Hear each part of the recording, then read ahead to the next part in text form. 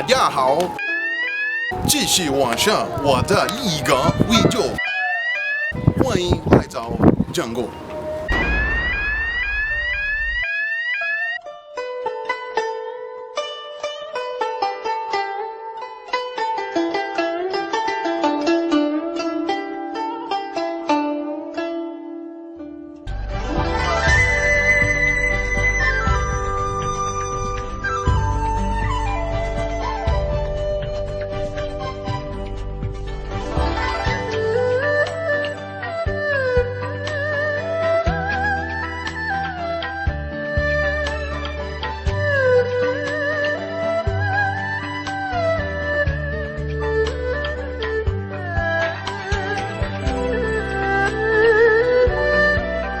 Pois é, gente, eu tentei fazer uma pegadinha aí no final do meu último vídeo, não sei se eu enganei alguém. Eu dei só uma parada no Catar, porque eu comprei passagens da Air Qatar, mas na verdade meu destino final era Pequim, na China. Sim, na China, eu estou na China. Eu não sei se vocês sabem, mas para quem trabalha na área de paleontologia isso é muito notório. Os fósseis da China são fantásticos, são incríveis, eles têm coisas muito loucas aqui, uns bichos super diferentes. Eles têm um monte de dinossauro com pena, por exemplo, que são parte muito conhecida. Eles têm uma parte importante daqueles fósseis do Cambriano lá, que tem os primeiros invertebrados. Eles têm, enfim, dinossauro a dar com pau, assim, muita coisa legal, né? E eu vim aqui ver os crocodilos fósseis que eles têm. E claro, não consegui ver tudo, porque é muita coisa e algumas eu nem sabia que existiam, fiquei sabendo depois já e, enfim, já era tarde. Bom, a minha primeira parada aqui na China foi Pequim mesmo, né, que é a capital do país. Eu achei uma coisa muito interessante aqui na China, que de todos os países que eu fui, é o país mais parecido com o Brasil. Antes eu achava que era Portugal, mas não, é a China, na verdade. A China é muito parecida com o Brasil. Os paralelos, pra mim, são muito gritantes, tá? Apesar de que talvez eu não saiba enunciar eles pra você. A maneira como as pessoas se comportam, o jeito como elas, como as casas são construídas, como a cidade está distribuída, sabe? Aquela coisa meio caótica e organizada, sabe? Aquela coisa entre o rico e o pobre, entre o luxo e o lixo. Sabe, é uma coisa muito brasileira isso daí, me parece muito com o Brasil. Inclusive o fato de pouquíssimas pessoas falarem inglês aqui, né? Na verdade, falarem outra língua que não seja a sua própria língua. E isso é um problema muito grave na China, mas eu já falo da língua. Bom, eu cheguei numa semana já em que, eu não sei se já começou o verão, mas enfim, que seja final da primavera, e tá quente, tá quente. É o primeiro lugar que eu passei um calor mesmo, assim, sabe? Que eu coloquei a bermuda, sabe? Que eu deixei o casaco no hotel, né? O casaco passou a ser um estorvo, na verdade, passou a ser um trambolho. E Pequim, por ser uma cidade enorme e pela China em geral parecer com o Brasil, Pequim me lembrou muito São Paulo. Sabe? Pequim parece demais com São Paulo, o trânsito é muito parecido, a maneira das pessoas agirem é muito parecida, o ar de impessoalidade da cidade é muito parecido. Então digamos que eu quase me senti em casa em Pequim. O metrô de Pequim é muito bom, ele chega em quase toda a cidade. Tá? A cidade de Pequim é maior que São Paulo, se não me engano, mas ele chega em praticamente toda a cidade. Quase tudo no metrô de Pequim é traduzido para o inglês, inclusive nos alto-falantes. Só tem uma coisa muito bizarra aqui, que não é só em Pequim, também tem nos outros lugares que eu fui, e também nos lugares históricos, que assim, tudo que você for passar, você tem que passar no raio-x antes. Antes de passar na catraca do metrô, você tem que passar por uma guarita da polícia, em que você passa todas as suas malas, mochilas e bolsas, por um raio-x. Depois que você passa por isso, aí você consegue entrar, tá? Eu acredito, né, que isso... Eu não tive tempo de pesquisar para saber se é verdade, mas... eu acredito que é terminantemente proibido ter armas de fogo na China. E tanto é que em vários sites de turismo, e falando com vários turistas que eu conheci, que inclusive já viveram aqui na China, tal, falam chinês e tudo, eu percebi que a China é um país muito seguro do ponto de vista assim, de você não vai ser assaltado, não vou enfiar uma arma na tua cara, porque o único que tem armas aqui é o governo, basicamente. Tá? É claro, pode enfiar uma faca, uma espada, mas arma de fogo, tá? É uma coisa muito difícil, né? O que você tem aqui é furto, né? Batedor de carteira é mais ou menos que nem você tem na Europa, tá? Eu fiquei com um pouco de medo de andar com a câmera, como sempre, né? Porque eu sou cagão. Mas depois eu vi que o celular dos caras aqui é melhor do que a minha câmera, então eu falei assim, não, eu tô sendo bobo mesmo, na verdade. Bom, uma coisa que eu já fiquei desesperado, na verdade, quando eu cheguei em Pequim, logo que eu cheguei no hotel, né, e eu descobri da maneira mais cruel. Aqui na China você não pode acessar o YouTube, você não pode acessar o Facebook, você não pode acessar o Twitter e você não pode acessar praticamente que o Google em geral. É tudo bloqueado. tudo proibido. O único programa do meu computador que estava rodando era o Skype, tá? E ainda que eu consegui falar com as pessoas, né, que eu precisava. E eles têm o próprio Facebook deles, que não chama Facebook, chama QQ, né? É QQ mesmo. Eles não usam o Google, eles usam um outro provedor lá, que eu não vou lembrar agora o nome. Na verdade, para não dizer que não tem Google, você tem o Google Hong Kong. Em Hong Kong você tem o Google. YouTube também não tem, tá? Então, eu me senti manco, né? Eu percebi pela primeira vez que eu realmente talvez esteja viciado nisso aí. Mas, né, eu consegui, pelo menos em Pequim, usar um VPN, Virtual Private Net, né, uma rede privada, né, que eu tenho por ser aluno da USP, então eu posso usar o VPN da USP. Então, usando o VPN da USP, eu conseguia conectar como se eu estivesse no Brasil. Aí eu conseguia acessar esses programas. Só que ficava muito pesado e muito difícil de abrir. Consegui usar o Facebook um pouco, consegui subir o vídeo da Alemanha, inclusive para quem já viu, mas não consegui fazer mais nada. Saindo de Pequim, fim, não consegui usar mais nada, nem com VPN, nem com nada, esquece. Outra coisa que você pode esquecer aqui na China é cartão de crédito. Visa, Amex, Mastercard, não existe aqui. Tá? Eles têm os cartões dos bancos chineses, que é tudo banco rural, sabe? O Banco Rural da China, o Banco Rural de Pequim, é tudo estatal e todos esses bancos têm seus próprios cartões de crédito. Então os nossos cartões de crédito não funcionam aqui. Então até eu estava conversando com alguns amigos meus, conversando com meu pai, eles perguntaram, pô, você não quer dinheiro? Usa o cartão, tal, não sei o que. Eu falei, não adianta. Mesmo que eu quisesse usar o cartão, não tem aonde usar o cartão. Eu não tenho nem como passar. Nem no banco, nem para sacar dinheiro no caixa automático. Eu achei um caixa automático que tinha o símbolozinho do Mastercard. Fui tentar sacar dinheiro ou fazer alguma transação. Out of order, out of order.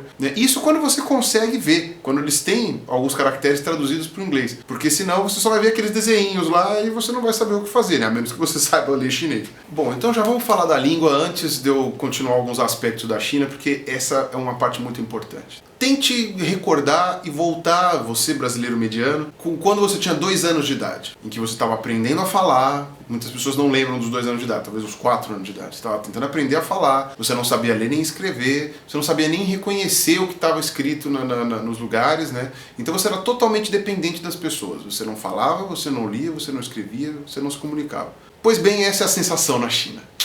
Você volta à infância, assim, eu que não sei absolutamente nada de chinês, é incrível a sensação de impotência que gera você não conseguir ler nem entender nada do que está escrito. Ainda que em Pequim você tem muita coisa para o inglês. Na verdade, Pequim melhorou muito depois das Olimpíadas de 2008, em que eles reformaram um monte de coisas da cidade, em que eles ensinaram inglês para muita gente, adaptaram as estações e tudo assim para bilíngue. Nossa, cara, mas ainda assim é muito difícil. Então eu faço ideia, antes de 2008, o que um ocidental não penava aqui. E isso em inglês.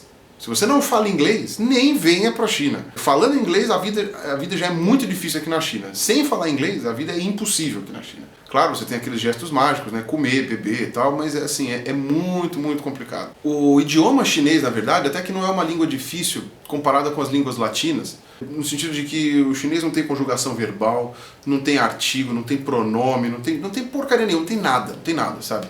É uma língua monossilábica e ela é aquela coisa assim, tipo, eu querer isso hoje, ou eu querer isso ontem, você já entende que é passado. O difícil do chinês é a tonalidade, né? Então ela é uma língua tônica, então você tem 5 tons, né? E você tem que prestar muita atenção no que esses tons estão querendo dizer. Mas essa é a parte mais difícil do chinês. E a escrita, claro, né? Disseram que existe uma certa lógica na escrita chinesa, mas eu não tive tempo de pescar essa lógica ainda. Eu, para sobreviver, tive que aprender algumas coisas. É muito importante aprender a contar até 10, basicamente, porque aí você já entende, pelo menos quando as pessoas te dão troco e alguma coisa assim, que é uma coisa que não é tão complicada assim. Eu não consegui aprender todos os números, mas alguns são fáceis. Eles têm gestos, então tipo é 1, 2, 3, 4, 5... 6, 7, o 7 é assim, 8, e o 8 é fácil, porque o 8 em chinês é pá. Então é pá, é fácil, né? Uma arma. O 9 e o 10, que pode ser assim, né? Ou assim, né? É uma cruz. Aprendi a falar muito obrigado, por favor, com licença, né? Bom dia, né? Todas essas coisas que você precisa aprender para conseguir ter pelo menos o mínimo de educação. Uma que é importantíssima falar aqui, né? Que é diobuchi, né? Que quer dizer com licença, ou desculpa, sabe? Porque você esbarra por gente na rua o tempo inteiro, especialmente em Pequim. E chinês não dá licença. Eles não dão licença, muito pelo contrário. Eles têm um tipo de educação muito diferente da nossa. Então, por exemplo, se você está na fila, se você perdeu 1 segundo e não andou na fila, já entrou alguém na tua frente. E não adianta brigar, porque eles não entendem dessa forma. Eles entendem que se você vacilou, você perdeu. Você tá cansado, tá passando mal, tá morrendo. Eles não estão nem aí, sabe? Eles vão andando e eles não querem que você se atropele na frente do caminho deles, sabe? Escada rolante, uma bagunça. Eu tava de mala, né, andando de um lugar pro outro, e quando eu tava arrastando a mala com a rodinha assim, eu parei um pouco, porque a fila parou. No que eu fui andar, eu já passei com a mala por cima do pé de um chinês que tinha enfiado o pé embaixo da minha mala. E queria pular por cima da minha mala, porque, assim, sabe, é muito caótico essas coisas. Bom, já que eu comentei um pouco sobre a cultura dos chineses, né, tem alguns hábitos chineses que são bastante peculiares. O primeiro hábito, que assim, é direto em tudo quanto é lugar, os chineses estão sempre escarrando. Não me pergunte por quê. Mesmo que você pegue aqueles velho porco lá do interior de São Paulo, sei lá, que são da onde eu conheço, né, que estão sempre escarrando no chão, ou que fazem aquele né, aquele negócio com o nariz assim, você não vê eles fazendo isso com tanta frequência que nem o chinês. Você tá na rua, você tá no quarto do hotel, estamos aqui, você tá sempre ouvindo. Sempre, o tempo inteiro. Sabe? E isso homem e mulher, todo mundo escarra, todo mundo escarra. Menina bonitinha, o homem velho, a mulher novinha, criança, todo mundo. Uma outra coisa também que eu achei curiosa, né, que é o papel higiênico sem rolo dentro. Aqui tem o papel higiênico normal, como a gente conhece, mas o papel higiênico na China é muito comum você encontrar ele sem rolo. O que é uma bizarrice, né? Você não tem como encaixar ele nos lugares, né? E para você tem sempre que pegar ele na mão para poder desenrolar, né? E outra coisa também é que aqui só há muito pouco tempo que eles estão adotando o sistema de privada. A maioria dos chineses usa ainda bacia turca, né, que é um buraco no chão, né, aqueles lugares para você pôr o pé assim, né, que é o que existia antes da privada, né, até a década de, sei lá, de 40, 50, quando inventaram a privada. O pessoal fazia isso, era um buraco no chão, põe os pés de cada lado, de porcelana também. Isso eu não usei, consegui fugir disso daí, né. Vamos ver se eu consigo fugir, né, não terminei ainda a viagem. Outra coisa que é muito peculiar na China é que praticamente não existe proibição a cigarro. Tá? Você fuma em qualquer lugar que você quiser, basicamente. Você tem um ou outro lugar que é proibido fumar. Alguns saguões que eu vi, e não foram dos hotéis. Você tem algumas áreas, tipo elevadores ou áreas de comida, que você não pode fumar. Mas, grosso modo, você pode fumar dentro de qualquer lugar que você quiser. E na China se fuma demais, especialmente homens. Tá? Eu quase não vi nenhuma mulher fumando na China, mas os homens fumam muito na China. E o cigarro, ele tem um tipo de hierarquia aqui. Tá? Então, por exemplo, o que está mais bem posicionado na hierarquia, nunca é ele que acende o próprio cigarro, é sempre a outra pessoa que acende o cigarro para ele. E se você fuma, você já senta perto daquele que é mais importante, porque você tem que acender o cigarro para ele. Então você também está se sentindo mais importante. Sabe? Tem toda uma hierarquia. Quando você não fuma, você fica no extremo social, porque você não compartilha daquela coisa. Então eu que não fumo, não senti isso tanto, porque eu não fiquei aqui muito tempo, mas eu percebi isso aqui na China, que o cigarro ele é muito importante como construtor de vínculos sociais entre homens. E aí não tem jeito, eu sou aqui, eu não vou ficar reclamando com os chineses, eles estão no lugar deles, né? Então, sei lá, eu tô num restaurante, o cara tá fumando. Eu entrei no ônibus, o cara tá fumando. Paciência. Paciência, cheira o cigarro do cara e não reclama.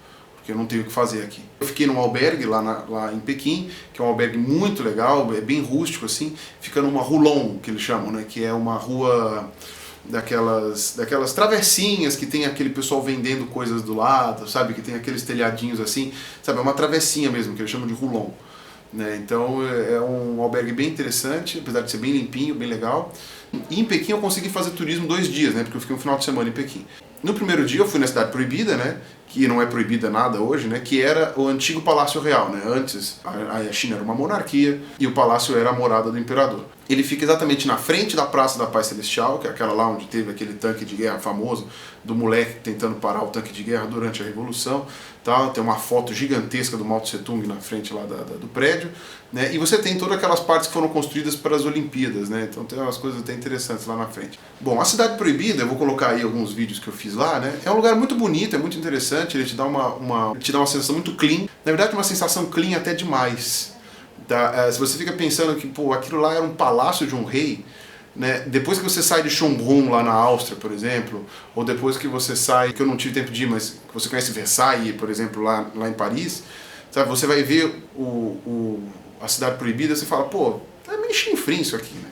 Na verdade são os valores chineses que são totalmente diferentes, né? A cultura é diferente, a religião é outra, o histórico é outro, a coisa vai ser outra também. Eu acho que a China sempre valorizou muito espaço. Tá? É mais importante o tamanho da sua casa do que o que tem dentro dela. Na verdade, eu acho que a cultura taoísta, não sei, o confucionista deve valorizar menos, né, bens pessoais e mais área, uma coisa assim. Porque é basicamente isso. A Cidade Proibida é uma área gigantesca, enorme, toda cimentada, sabe, com os prédios todos iguaizinhos e muito sóbrios. Sabe, você consegue ter a única coisa mais rica lá é o trono do rei, que é feito de ouro, mas é um trono simples, é uma cadeira simplesmente, não tem nada demais, nem parece muito confortável, na verdade. Eles não tinham aquela coisa de ficar cheio de enfeite, cheio de badulaque, cheio de penduricalho, cheio de detalhes, sabe? Aquela coisa que você tem que parar para ficar olhando, que nem aconteceu em todos os lugares da Europa que eu fui. Na China não, na China você olhou, puf, tá, Cidade Proibida, tudo igual. Tá? De vez em quando você vê um enfeite ou outro. E no domingo eu fui ver a Muralha da China. Eu não ia, porque a Muralha da China ela é afastada, na verdade, né? Ela passa no meio do nada, né? Mas eu tinha visto na internet que tinha um trecho da Muralha da China que passava perto de Pequim, que é um pedaço que chama Badalim. E eu falei, pô, como é que será que dá pra chegar em Badalim? Estava escrito lá, dava pra pegar um trem, que em 1 hora tava lá, e aí você ia lá, pagava a entrada, conhecia aquele trecho da muralha, né? Porque a muralha ela está destruída em alguns pedaços, ela não tem um serviço de conservação muito bom e ela é enorme, né? Mas não, ela não dá para ver da lua, tá? Isso é mito. Os trechos, eles estão separados por partes que estão desmoronando. Então eu fui para a Muralha da China e olha, eu vou ser bem sincero, foi a sensação mais legal que eu tive nesta viagem. Assim, até então tinha sido Chongqing, lá na Áustria, tá? Mas o Caio que me desculpe, a Muralha da China ganhou, sabe? Toda a sensação que eu tava meio esquisita de estar na China, de estar me sentindo muito deslocado, sozinho. Lá valeu a pena ter ido para ver a Muralha da China. É um lugar muito legal. E olha que eu fui num dia que tava muito, muito nublado, tá? E depois eu já explico por que tem essa nuvem. Olha, valeu muito a pena. Assim, é muito emocionante você estar na Muralha da China. Sabe? E é uma coisa muito imponente, assim, é uma coisa que impressiona. E cansa pra burra. Fiquei com dor na perna por 2 dias de subir e descer aquele troço lá. Tem gente que faz até maratona lá, imagina, tem que ser louco mesmo. Então, mas por que eu tava nublado aquele dia? Pequim, apesar de ser parecida com São Paulo em muitos aspectos, ela tem algumas diferenças. Pequim, ela tá num vale, então ela tá cercada de montanhas, inclusive uma dessas montanhas onde tá a muralha. São Paulo não, São Paulo tá num topo de montanha. Então o que acontece? A poluição de São Paulo, o ar é poluído, mas você não vê o ar de São Paulo. Só em dias muito, muito particulares que você vai ver aquela poluição do ar de São Paulo. Porque, em geral, como ele está no topo do morro, o ar dissipa. Só quando você está de longe, assim, sei lá, quando você vai subir o Pico do Jaraguá, que você vê aquela capa cinza em cima da cidade. Pequim, não. Pequim você tem uma quantidade gigantesca de carros, assim como em São Paulo, mas ela está numa panela, basicamente. Então toda a poluição do ar fica fechada ali naquele lugar. Então Pequim é muito, muito poluído mesmo. Para mim, que estava indo a passeio para os turistas, o pessoal nem recomendava usar máscara, mas é muito comum você ver os chineses de máscara na rua, porque é complicado ficar respirando aquele ar todo dia, é muito denso. Mas os chineses também usam máscara quando eles estão doentes, eu descobri isso também. Porque faz todo sentido, né? Esse é um lado positivo da cultura chinesa que a gente podia adotar, né? Bom, o Instituto lá de Pequim tem coisas fantásticas, assim, um material muito bonito. Valeu a pena e compensou o meu trabalho ter vindo até aqui para ver aqueles materiais e analisar as características que eu precisava analisar naqueles bichos, porque é coisa muito legal. Hoje eu estou aqui no Instituto de Paleontologia de Vertebrados e Paleoantropologia da Academia Chinesa de Ciências, em Pequim. Eu vim aqui para ver um monte de bichos, mas 2 deles são muito especiais que vale a pena ver. Um deles é o Quimerasurcus, que esse bichinho aqui tem muita coisa especial, principalmente os dentes. É um crocodilo com dentes molares. Sim, exatamente o que vocês ouviram. Vou tentar mostrar aí na lupa para vocês verem. Mas o dente desse bicho é efetivamente um molar. Tipo, você vê que é um molar. Sabe? Não tem outra definição para esse dente. E entre outros bichos também, eu queria mostrar para vocês esse aqui, ó. O Dibotrossuco, é um bichinho do comecinho do Jurássico, tá? Ele é bem antigo, apesar de que na época dele já existia dinossauro, já existia crocodilo, bem diferenciado, bem separado. Ele ainda retém algumas características muito antigas provavelmente do grupo ancestral que deu origem aos dois. Porque ele é, na verdade, um crocodilomorfo, ele é um esfenosuque, ele não é efetivamente um crocodiliforme como eu trabalho. Então esse bicho ele tem algumas características de dinossauro, algumas características de crocodilo, tá? Mas ele está na linhagem dos crocodilos. Então por isso que ele é tão especial. Muito legal. Tipo, faz essa viagem valer a pena, sério. Eu atravessei o mundo para ver isso aqui. E é recompensador. Bom, e depois que eu saí de Pequim, eu peguei um trem e fui para Chongqing. Na verdade, essa cidade, se você for ler mesmo a maneira como se escreve Chongqing, mas os chineses falam Chongqing. Eu não sei por que colocaram um Q aqui, deveria ser um outro CH, mas enfim. É longe. Tá? É uma cidade muito afastada, ela é no meio da China, ela não fica perto de praia nenhuma. Foram 24 horas de trem, mas eu peguei um trem leito e por uma sorte muito grande eu consegui ir numa habitação lá em que estava um rapaz com a mãe viajando e os dois falavam um pouquinho de inglês. O rapaz era casado com uma mulher que dá aula de inglês, então ele fala um inglês razoável. A mãe dele, a senhorinha, coitada, falava um inglesinho mais ou menos assim, era uma mulher muito simpática, então eu dei muita sorte nesse sentido. Mas ela é simplesmente a maior cidade da China. A cidade mais numerosa, mais populosa, tem cerca de 31 milhões de pessoas que vivem na cidade de Chongqing. E a cidade de Chongqing, ela era uma cidade da província de Sichuan. Ela ganhou a independência em 1997 como um distrito, virou uma cidade-distrito. Que nem Pequim. Pequim também é uma cidade-distrito, uma cidade tão grande que virou um estado próprio. Apesar de que Chongqing ainda tem algumas áreas rurais, mas grosso modo é só a cidade mesmo, é uma cidade-estado. E em Chongqing eu fiquei num albergue também, que era muito legal, muito limpinho, muito gostoso, tinha uma mesa de sinuca lá, sabe, um pessoal bem atencioso, que falava inglês. E algumas diferenças básicas das duas cidades, né? Uma delas, por exemplo, é que em Pequim, o farol de pedestre e nada é a mesma coisa. Para você atravessar a rua é um boliche, literalmente. Você tem os faróis de pedestre que ficam verdes e ninguém respeita, simplesmente ninguém respeita. Sabe, ficou verde, você começa a atravessar, o cara quase te atropela, ou vê uma bicicleta, ou vê um triciclo. Aqui é muito comum ter os triciclos, né?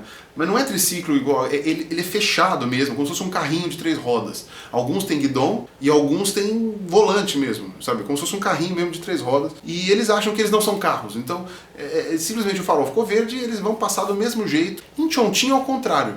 Em Chongqing não é que os motoristas não estão nem aí pro farol. São os pedestres que não estão nem aí pro farol. Em Chongqing você vê o pessoal atravessando a rua no vermelho e não tá nem aí que tá vindo carro, tá vindo ônibus. Eu vi ônibus freando em cima para parar em cima das pessoas, porque as pessoas simplesmente, não tô nem aí. O que é uma coisa complicada, porque tem velha atravessando a rua. Então, uma outra diferença que eu vi também é com relação a baratas. É bem curioso isso daí, mas me falaram, não, a China vai ter muita barata, não sei o quê. Em Pequim, eu não vi nenhuma barata. Nenhuma barata. E olha que eu vi muita coisa suja e imunda lá. Aí, quando eu vi uma barata, eu não reconheci. Eu falei, isso aqui é uma barata. É uma coisa bem interessante. Ela, na verdade, ela meio que rebola. É uma barata esquisita. Ela é redonda, cinza e aparentemente ela não tem asa. E ela anda balançando, assim. É muito esquisito. Eu só reconheci que era uma barata por causa das características típicas da ordem Blattioide lá. Porque senão eu não saberia o que seria. E a reação das pessoas àquela barata foi exatamente igual em qualquer lugar do mundo. As mulheres ficaram gritando, acharam aquilo horrível, ninguém veio e comeu a barata, como muita gente às vezes acha que acontece na China. Em Chongqing, sim, eu vi baratas iguais às nossas. Eu vi barata planeta americana mesmo, né? Porque Chongqing já está num clima mais de monções, está num clima muito mais quente, tá? Tanto que os verões aqui passam dos 43, 44 graus. Até a assistente do professor lá estava me contando. O governo mente com relação à temperatura real na rua, para as pessoas não ficarem com medo de sair na rua, mas chega a quase 50 graus às vezes no verão, e o pessoal fala que está no 40. Tá 40, não, pode sair, tá 38, sabe? É bem intenso aqui. Ainda bem que eu não vim nesse período, mas tá calor, tá? E Chongqing fica num lugar bem interessante, ele fica na base do Tibete. Então, não dá pra ver as montanhas do Tibete, dá pra ver umas montanhas muito altas que rodeiam a cidade. Essas montanhas muito altas, na verdade, tem um parque ecológico lá, né? Um parque de preservação. Com relação ao museu de Chongqing, foi uma coisa muito peculiar. Em Pequim, eu fiquei bem isoladão, assim, sabe? Eu falei com o professor, ele me ajudou, mas no geral foi um clima meio de impessoalidade. Em Chongqing, eu me senti forçosamente acolhido, digamos assim. Eu não sabia como chegar no museu, liguei para essa assistente do professor, o professor falou que ela falava inglês, ela me telefonou, ela perguntou o endereço do meu hotel e de repente apareceu um carro para me buscar. Dentro do carro estava um outro professor que veio me cumprimentando, falando inglês horroroso, mas enfim, tentando se comunicar. Tinha um motorista, o motorista me levou até o museu, tá? E a assistente entrou no carro, né? A gente continuou depois. Me levaram até o Museu Novo, eles estão construindo um museu novo, enorme, lindíssimo, né? Até fiz algumas filmagens, vai ficar muito legal quando inaugurar, vai inaugurar no que vem, tá? Mas as coisas estão no Museu Velho, e o Museu Velho é bem deprimente, é um museu bem velhusco mesmo. Pequenininho, mofado, uma exposiçãozinha bem chinfrim, mas de acordo com eles foi o primeiro museu construído na China por chineses e para fins científicos. Então tem uma importância histórica. Aí os caras me levaram para comer, me levaram para ver o material da coleção deles lá que eu precisava ver, me levaram para jantar, me devolveram pro hotel. E mesmo sem eu falar com eles a maioria do tempo, porque eles não sabiam falar inglês quase, né? Só essa assistente, a assistente não ficou com a gente a maior parte do tempo. O professor ficou comigo, o professor não falava inglês muito ruim. Foi interessante, assim, foi uma experiência bem interessante. Bom, enfim, e não só eu fui super bem tratado em Chongqing, como eu precisava também ir para Zigong, né, que é uma cidade que fica a umas 4 horas de distância de Chongqing, e já fica na província de Sichuan, que também é famosíssima por fósseis incríveis que eles encontraram na formação de Dashanpu, lá na década de 80, que eram vários fósseis espalhados e tal. Né, tem um museu muito legal lá, e eu precisava vir para Zigong, que é onde eu estou agora, né, eu estou aqui nesse hotel aqui, que inclusive foi o professor que arrumou para mim. O que acontece? Eles me deram uma carona até Zigong. Pra você ter uma noção, eles falaram, ah não, eu estou a fim de ir para Zigong, eu separei o carro com o motorista e a gente vai para Zigong. Eu tive que vender meu ticket, eu tinha comprado já o bilhete de ônibus já para vir para Zigong, tive que vender e tipo, eles me deram uma carona até Zigong, ficaram aqui no hotel esse dia, a gente foi sair para comer também esses dias. Foi super agradável, foi super bem tratado, na verdade. Foi uma surpresa muito agradável que eu tive. Que é uma coisa que já estava me deixando um pouco preocupado. Na verdade, eu não queria falar pra ninguém, porque é uma coisa que diz respeito só a mim, mas eu estava com muito medo de vir para Zigong e não poder ver os materiais. Porque era uma coisa que muita gente tinha falado que era possível que acontecesse. Na verdade, ainda é possível que aconteça, porque eu não consegui ver os materiais de Zigong ainda. Talvez eu consiga ver amanhã. Vamos ver se dá certo. Mas eu aviso aqui, quando vocês estiverem vendo esse vídeo, já vou estar no Brasil, então eu aviso aqui. Bom, a cidade de Zigong é uma cidade muito antiga, porque ela era uma grande produtora de sal. O sal, por muito tempo aqui na China, era mais valioso do que dinheiro, do que ouro. Porque eles usavam o sal porque tinha propriedades X, sei lá o quê. E até hoje, Zigong é famosa pela extração de sal. A gente está no sopé do Tibete, como eu tinha falado, né? É um encontro de placas tectônicas, né? Então é uma área muito propensa a terremotos. Tá, então teve um terremoto aqui faz uns 5 anos que destruiu boa parte da província de Sichuan, não chegou até Zigong, e faz coisa de um mês e pouco, teve um terremoto forte aqui por essa região também. Eu espero que até eu ir embora não tenha nenhum deles. Uma coisa muito interessante é que, bom, ocidentais são muito raros aqui. Mesmo em Pequim, um ocidental sempre chama atenção. E eu não sou o tipo padrão de ocidental também, né? Digamos assim que muitos deles nunca tinham visto ninguém parecido comigo, eu acho. E quanto mais pro interior você vai, pior fica. Tá? Então, em Pequim, por exemplo, as pessoas me olhavam na rua e ficavam vendo, ok, é um ocidental, beleza. Tá, é um estrangeiro, mas até que eles estão acostumados. Na muralha da China eu encontrei muitas pessoas do interior da China. Essas pessoas fizeram a primeira coisa que eu achei estranha, eles pararam para tirar foto de mim, para tirar foto comigo. Tá, eu falei, ah, beleza, tal, né? Mas eu falei assim, puta, eles são do interior da China. Talvez eles nunca tenham visto um ocidental. Aí, vindo para Chongqing, a coisa ficou um pouco pior. Em Zigong, eu acho que eu sou o único ocidental da cidade. Então é muito assim, todo mundo olhando pra mim assim, o pessoal tirando foto de mim na rua, vindo, pedindo pra tirar foto comigo, sabe? Uma coisa bem bizarra assim, que também é uma coisa que aproxima do Brasil, porque no Brasil, nós de São Paulo estamos acostumados a ver orientais, né? Porque a gente teve imigração japonesa, tal, não sei o que, chinesa, coreana, tá? Mas eu lembro quando a gente vai fazer o trabalho lá no norte de Minas, e uma das meninas da equipe era japonesa, o pessoal perguntava se ela falava português. O pessoal queria tirar foto com ela também, era a mesma coisa, né? Eles nunca tinham visto uma japonesa, né? Uma pessoa de ascendência oriental, né? E que eu soubesse, no Rio de Janeiro era assim até a década de 60. Ninguém nunca tinha visto um japonês se não fosse turista, sabe? Então é muito curioso isso daí, né? Aqui na China acontece a mesma coisa que nos recantos do Brasil, né? Em que eles nunca viram um japonês, então fica achando que é gringo, acha que é gringo, né? Bom, no meu caso eu sou gringo mesmo, né? Então é verdade, aqui eles estão certos. E é muito curioso porque eles perguntam de onde eu sou, né? Eu falo que eu sou do Brasil, né? Não adianta falar Brasil ou Brasil, eles não sabem o que é. Você tem que falar a palavra em chinês que é Baci, né? Que o Brasil é assim que se fala aqui, né? Não tem o R, né? Então eu falo que eu vim do Baci, e aí eles falam, ah, que legal, você veio do Brasil, não sei o que. Eles não sabem absolutamente nada do Brasil. Sabem só que tem jogador de futebol, só. Aí quando eu falo que na China tem uma cidade que fala português, né, que é Macau, né, fica todo mundo assim, ah é? Nossa, que coisa, mas isso eu tô falando assim, de pessoas de alto nível, né, não tô falando de qualquer Zé Ruela faxineiro não, mesmo porque qualquer Zé Ruela faxineiro não fala inglês, não estaria falando comigo, né, então é bem complicado aqui a coisa. Inclusive, aqui na província de Sichuan, aqui em Zigong, você tem Chengdu, que é o Parque dos Pandas, é onde eles reproduzem os pandas lá para preservar a espécie e tal. o panda, que é uma espécie simbólica daqui, da China, mas eu não tive chance de ver nenhum panda. Eu não tive tempo de ir em zoológico e muito menos para Chengdu, né? Não vou ter tempo, nem dinheiro para ir para lá. Os chineses estavam muito felizes porque ontem, aparentemente ou anteontem, eles conseguiram lançar os primeiros astronautas chineses, né? O programa espacial chinês está de vento em popa aqui, né? Eles estão todos orgulhosos. Ou o governo quer fazer todo mundo parecer que está orgulhoso, né? Você vê o Mao Tse Tung em tudo quanto é lugar, ele é onipresente em tudo quanto é lugar. E é muito curioso, porque às vezes eles olham para mim, eles acham que eu não sei nem quem é, eles apontam assim e falam assim, nosso líder, nosso líder. Então você vê assim, como é que foi a lavagem cerebral que o Mao Tse Tung fez, né? Desse culto à personalidade que ele fez aqui, do pessoal chamar de nosso líder. Sabe, um grandíssimo filho da p*** chamado de nosso líder. Sabe, tipo, é uma coisa muito curiosa, assim, né? Eu não consigo imaginar como seria a China sem ser comunista. Eu nem sei se ela seria a China. E, tipo, o que eu tenho visto aqui é que não vai mudar. As pessoas estão felizes do jeito que está. O comunismo aqui, a princípio, não está... Do nível que está agora, o comunismo aqui da China não está atrapalhando muito as pessoas não se importam muito. Sabe, você tem só essas limitações do governo. E eles não sabem que estão perdendo. Então eles não sabem, não existe Facebook, tá bom. Não existe Twitter, ok. Não existe, sei lá, crítica governamental. Tudo bem, eles meio que estão numa boa, assim. Eles não se acostumaram ou não se importam. Ou falaram em chinês e aí eu não entendi. Também pode ser isso. Bom, comida. Vamos lá falar de comida, finalmente, na parte da China que todo mundo sempre pergunta. Aqui eles só comem de hashi, que não é hashi. Hashi é o nome em japonês. Se você falar esse nome aqui, eles vão ficar com raiva de você, porque eles têm raiva do Japão, por causa da Segunda Guerra Mundial ainda. Eles têm um nome lá que eles usam e foi inventado aqui, né?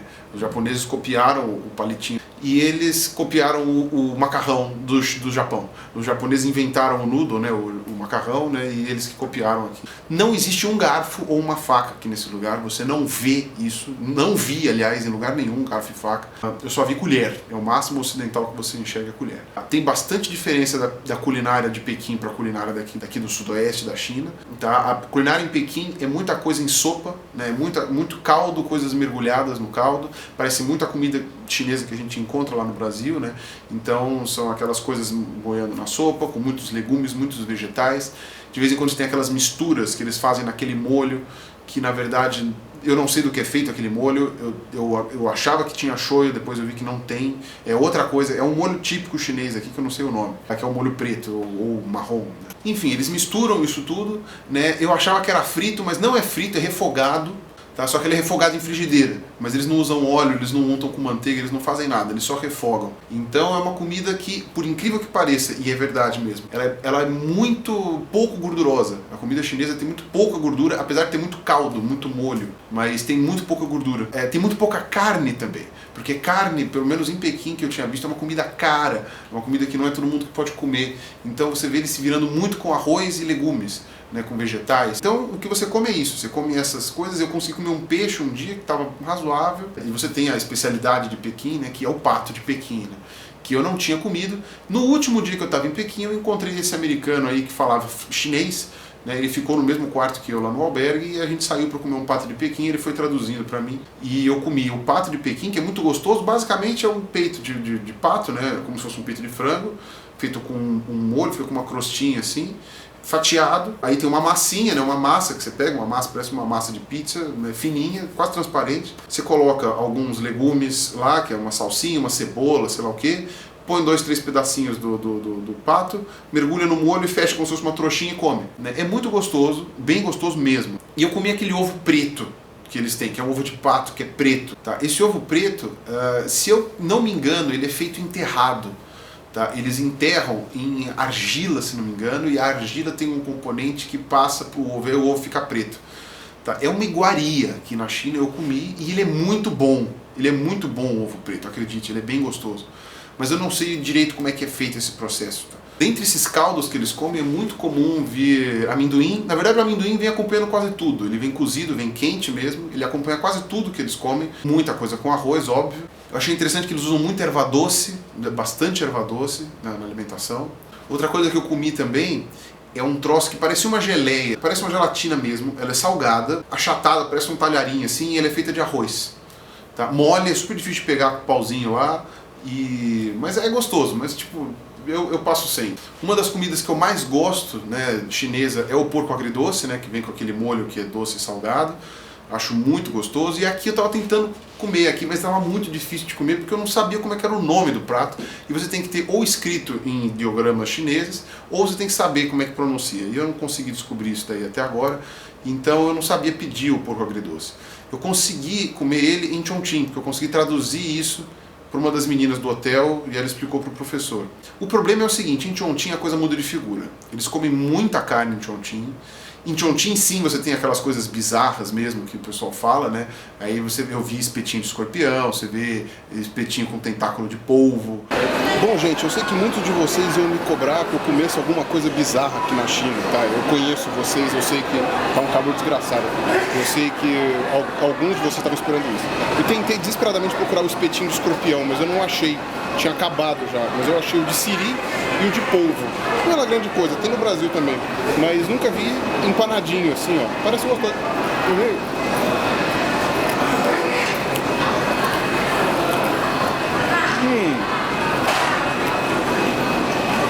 Uma delícia.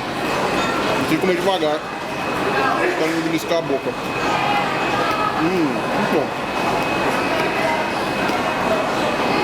O de polvo, bom. Polvo careca de comer lá no Brasil. É muito bom. Né? Não vi lacraia nem essas coisas bizarras, porque isso daí eu acho que é muito específico daqui. Inclusive eu fui no almoço lá com o pessoal lá em Chongqing, que ficou muito gostoso. Bom, eu tô aqui no autêntico almoço chinês, tá? Aqui tem um gyoza que vocês devem conhecer bem, é fácil de lembrar. Isso aqui é estômago de vaca, tá? Eu acabei de comer. Você pega, mergulha aqui, deixa ele fervendo, e depois você mergulha no molho e depois você come. Isso aqui é enguia, isso aqui é pato, isso aqui é sangue coagulado, uma coisa assim. Isso aqui é cisne, acreditem, muito interessante isso daqui. Bom, vamos ver se tudo isso daqui é gostoso. O estômago de vaca eu já comi, já vi que é bom. Bom, e acho que é só tomando uma cervejinha. Hello. Professor Zhu? Quem conhece paleontologia sabe quem é? O nosso motorista, né? E a professora Ali. Bom, agora mudou aqui, tem vários cogumelos, tem isso aqui que eu não sei o que é, parece um palmito, sei lá o que é, e esse negócio aqui que é raiz não, é tipo broto de feijão, já vem meio cozido. O problema de Chongqing é que tudo é muito apimentado, então perde metade do gosto.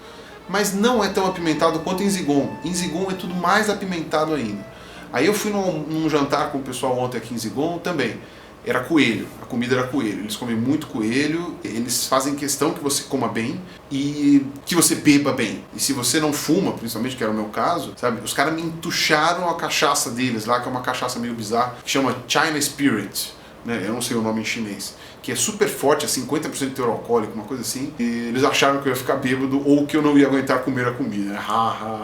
Em Zigon, eu comi uma coisa que parecia um pudim de ovo. É um pudim feito de ovo. Quando você come, ele é quente, ele é como se fosse um pudim feito de ovo. E eles tomam com essa cachaçinha aqui, ó, que eu comprei até aqui, tá? Que eu não sei o nome disso aqui, porque eu não sei ler o que tá escrito aqui. Que ela tem um gosto que parece de fruta. Na verdade, parece, sabe o que? Um gosto de uma fruta que tem no Cerrado do Brasil, que chama panã, ou araticum. Um cheiro muito parecido e eu não sei do que é feito. Pode ser, inclusive, de uma das frutas que eu vi aqui, que parece uma jaca, só que ela é cheia de espeto. E eu não comprei porque ela é enorme, eu não vou comer aquilo sozinho. Chinês gosta muito de fruta. Chinês não gosta de doce. Eles não gostam de doce. Chocolate aqui na China estraga. Ninguém come chocolate. A coisa mais doce que eles comem é fruta. Fruta tem em tudo quanto é lugar, tá? Inclusive tem umas frutas muito boas aqui. Bom, eles são apaixonados por melancia, né? E aqui tem mangostim. Mangostim tem no Brasil também, mas é caro pra chuchu. Aqui é baratinho. Já comi um montão. Eu gosto dessa frutinha, tem um gosto bom. Agora, essa questão da pimenta realmente é complicada, porque, olha que eu até gosto um pouquinho de pimenta, mas, cara, passa do limite do gostoso, sabe? Passa do limite do tolerável. É aquela coisa que, tipo, você não sente mais nada, você só sente a tua boca ardendo e acabou, sabe? Eu não vejo graça nisso. Sinto muito, não vejo graça. Eles têm uma galinha lá que eles fazem, que é super gostosa também, é um caldo, parece aqueles caldo de vó. Vem com pé, vem com cabeça, vem com tudo, vem a galinha inteira lá. Tem um tipo de peixe em Chongqing que eu tentei descobrir o nome daquela porcaria, mas ninguém me entendia que eu queria saber o nome. Ele é um peixe que vem frito, esse vem frito mesmo, tipo a milanesa, e ele não tem gosto de peixe. É uma coisa impressionante, eles conseguem fazer de um jeito que ele não tenha gosto de peixe. A cerveja aqui na China é uma cerveja sem grandes gostos, nada de muito especial, é pilsen assim fraquinha. É comum eles beberem sem gelo, tá? É horrível. Tá, ainda bem que eu consegui achar gelada nos lugares que eu fui. E sabe por quê? Porque eles não estão acostumados, eles não gostam de tomar nada gelado aqui. Nada gelado. Eles estão com calor, eles tomam um chá quente, pelando.